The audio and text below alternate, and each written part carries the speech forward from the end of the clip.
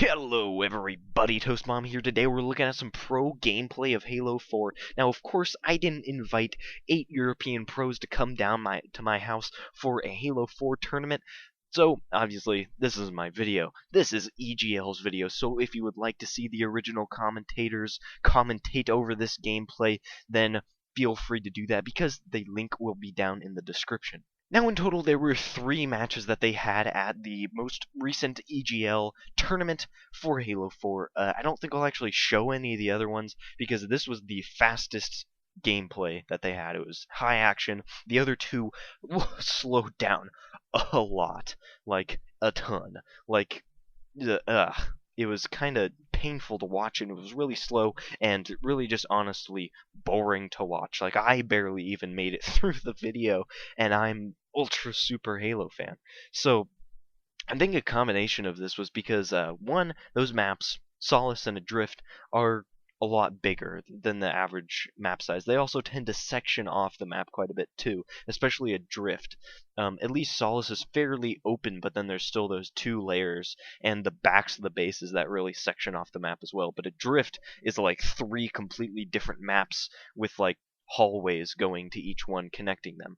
So it was very, very slow, and also the other reason I think was because there was radar, and if you see 3 people on radar, you're not going to go around the corner, you're going to run away. So it was very hard to catch people off guard and keep the gameplay moving that way, and keep the kills flowing, because people would just run away as soon as they saw the entire team on the radar.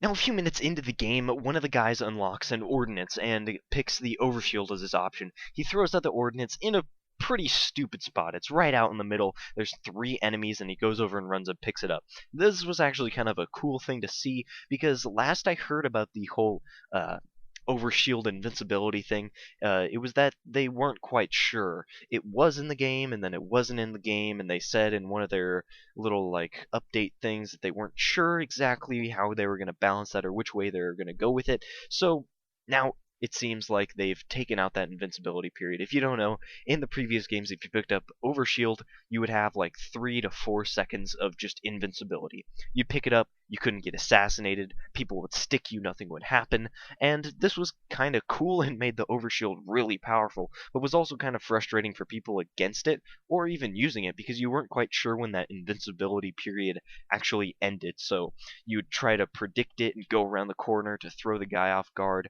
right as the invincibility ends so you can kill him, but then it's not over, and then it's just a whole frustrating experience. So that is out now. He picks it up, he starts recharging, people are shooting him, and his shields just instantly drop down. Now this is going to force you to be a little bit more tactical about where you actually place your overshields, because you can throw them down at will and like aim where they're actually going to land. So if there was that invincibility period, you're in a fight and you just poof, throw it down, run around a corner, run away, boom, you're invincible, come back, and hey, guess what, dude? You can't kill me. That would suck. So now you can do that. You can still recharge, but your shields are going to be draining instantly. You're not going to be super invincible man for like 4 seconds. Now I want to talk about something I've been thinking about with the hit markers in Halo 4. Now, you know, in all the Halo games you have grenades, and most of those grenades don't actually go towards hurting somebody. They're more zoning grenades. You're throwing them around the corner, keeping people away from you, or just checking if someone's there. Now, this is going to be a lot more useful in Halo 4, even though you don't replenish the grenades, assuming you're using the resupply perk, you still will, so they'll kind of act basically the same as they did in the previous games.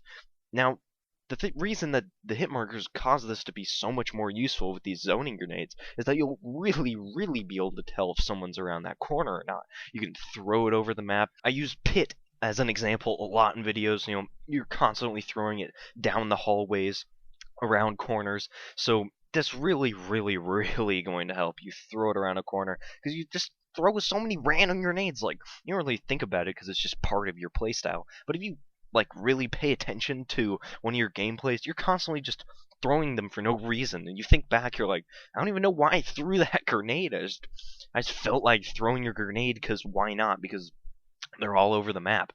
So really, it's going to help a lot, because you do hit those guys sometimes and you don't even realize it. Like, you know, you're playing around and just a random grenade comes out of nowhere.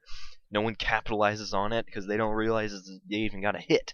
and you're just no shields. And, okay, well, whatever. Now you're actually going to know, and then you can go hunt that guy down who's one shot or at least weak and go finish him off. And that's another thing you're going to be having to pay attention to is when you get those random grenades put on you, because no longer is it just going to be, oh, I'm just gonna hide. No one knew I actually got hit by that grenade, so I'm cool because no one saw me actually get hit on the other team. But now that person's actually going to know. They can call out to their teammates, or they just know themselves they're gonna go run you down. So the game's actually gonna end up playing a little bit different in that aspect, which is a little bit interesting because it's totally separate from what we've ever seen in the other games. Also, be warned if you actually do go and watch those other videos, those 3 videos of the guys commentating from the EGL matches, because they get a little bit of their information wrong. He talks about how the Promethean Pulse grenade is actually an incendiary grenade that lights stuff on fire, which is not true, and there's a few other things that aren't actually accurate. So if you go see those, just be wary that some of that information isn't necessarily true, and it's not that much of a knock against them. It is hard to think on the spot, They're excited. I mean, I couldn't think straight if I was standing next to a copy of Halo 4 right now, so nothing against them, but just to let you know, it's kind of inaccurate in some areas in terms of the information they're talking about. Anyways, that'll be it for this video. If you like the video, you can leave a like or a comment, or you could subscribe, because I post new Halo videos every day. Thank you for watching. See you tomorrow. Bye.